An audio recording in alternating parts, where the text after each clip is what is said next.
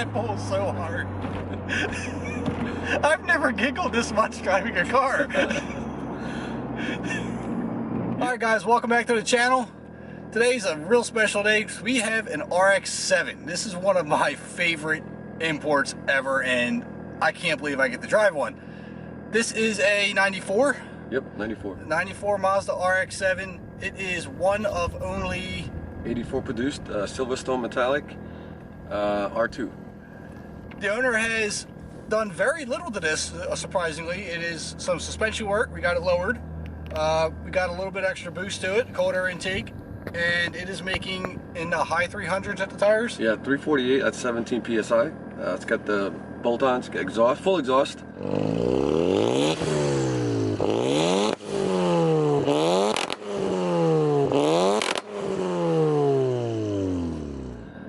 Fuel to support the extra air that's coming in, and that's pretty much it. Intercool, of course. What is your Instagram page? You want to put an Instagram page Sure. there? Follow It's them up? 3GP Media. 3GP MEDIA. Definitely check this guy out. He's got a lot of good content on there. He's got more than one RX-7. He's got Supras, and frankly, I can't get enough of any of them. But now we're going to go check out this RX-7, which I'm really surprised I fit in. I'm 6'2", and I'm really shocked I fit in this little car. You got about 2 inches left. Yeah, yeah. Actually fit almost as good as my Nova. All right, let's check this out. First time driving an RX-7. I'm excited. You have to be very careful with the bumps. This car sits very, very low. Oop, already sitting there bogging it. How long have you owned this car? This particular one, just 3 years. But this is my 12th one. Have you found these to be a reliable car or problematic? You know, a lot of the folks have a tendency to believe that it's unreliable, but it's really up to the owner. You know, if it's, you know, granted it requires a lot of upkeep, more than the typical car, but that's in anything, right? Absolutely. The more you modify it, the more maintenance you're going to have on it. Yep, exactly. If you don't keep up on your oil changes and your maintenance and all that stuff. Right. You know, I've competed, I've tracked it every which way, drag, autocross, you know, weekend road courses, and knock on wood, that one has really failed on me.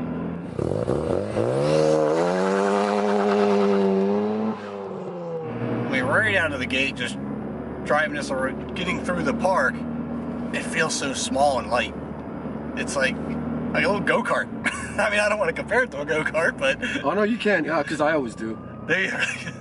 Because these cars, you said, wait, 2,700 pounds? Yeah, it's 2,700 pounds. 2,700 pounds. For the R1 series. About, you know, roughly 27, maybe it might top above that, but yeah, it's the power to weight ratio is really nice. And you could essentially throw this around, you know, left and right. Is this the stock shifter? It is a short throw. Short throw. Yep. Feels good. Feels solid. Stock tranny. It does have taller gears on the diff for... what gear ratio do you run? This one is 4.44. Wow. The only thing, guys, I've noticed is big guy, little car, and the steering wheel isn't really adjustable, so the knees hit the steering wheel a lot. It's kind of funny. Now, the turbos that were on this car are actually JDM spec. Yeah, these are the 99 spec. So the internals are supposed to be a bit better than stock.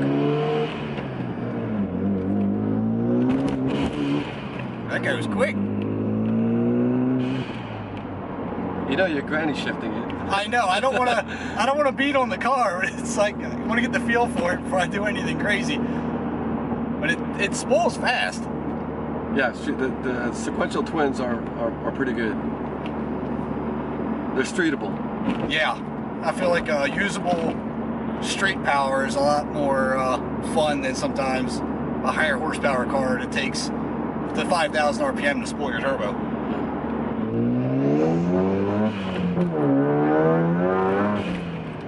Ooh, and it gets up and goes.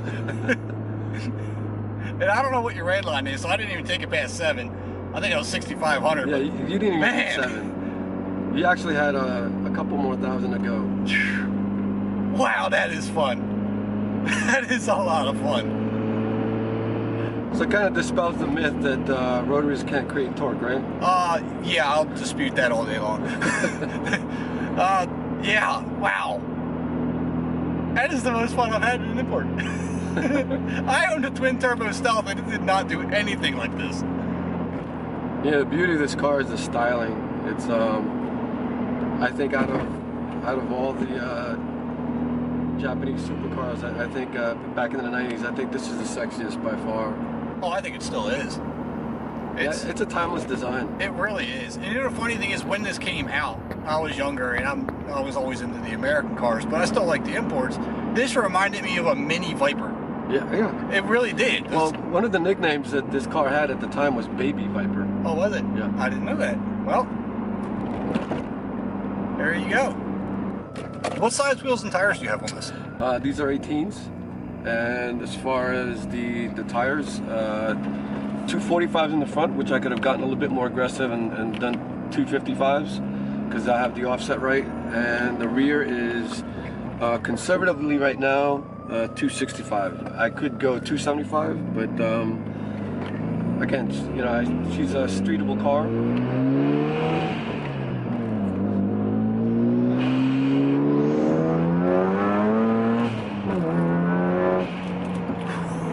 God, that pulls so hard.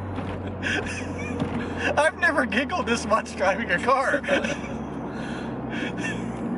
You know, I'm the passenger and I'm enjoying it just as much as you are. You get a different perspective from the passenger seat. Oh yeah, yeah. Wow.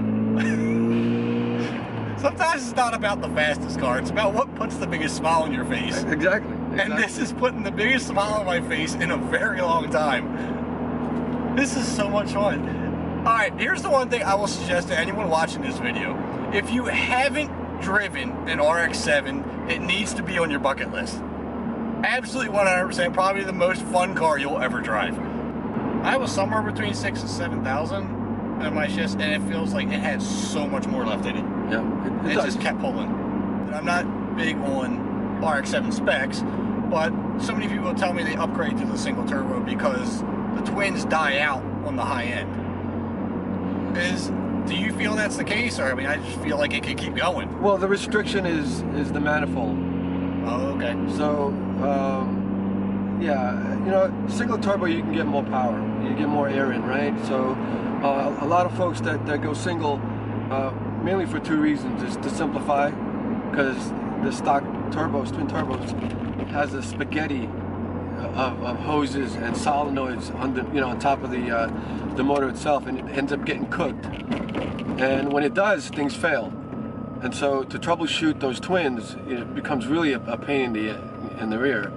So the single turbo allows you to simplify and essentially get more air, you know, more boost, more power.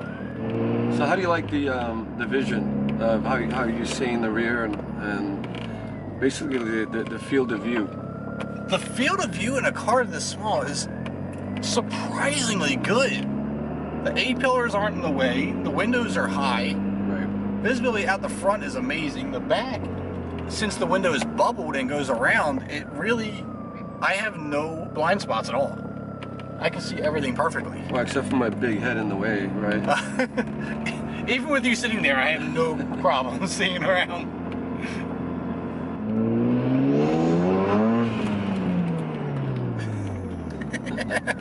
I had one more time. Yeah, that's fine. That blow off valve. Yeah, I don't blame you. That's actually stock. That's a stock blow off valve. Yeah. I swore I thought that was aftermarket. No, it's stock. Wow. So Yeah. there's nothing about this car I can pick apart then. There's nothing. Wow. This is definitely a car that you have to drive. Well, aside from not owning it, that's one thing you can pick apart, right? No, well, yeah, my knees kind of do. Yeah. I got to do this bow-legged thing a little bit, but Yeah. sacrifices have to be made for fun. I mean, and this is definitely a fun car. I got to thank you for bringing it out and letting me drive it. Hey, no problem. And if you guys definitely check out his Instagram, He brought it up in the beginning of the video. I'll put it again down here, right down in the corner. Make sure you check it out. And I can't wait to see the other cars you have too. This is just amazing. YouTube channel might be coming out also. Oh, there you go. If he comes out with a YouTube channel, I will make sure to make all you viewers out there aware of it, because he's got some really cool cars. And that being said, we will definitely have to collaborate in the future.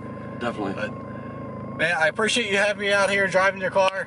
It is a pleasure. Anytime. It is definitely addicting. I think that's the most I can say about it. Is addicting. Every time you drive it, you hit the gas and you just want more. You want more. But that's what we're going to close this video at, guys. Thanks so much for watching. Again, if you haven't driven an RX-7, make sure you do. It's probably the greatest fun you'll ever have. Till next video, catch you next time.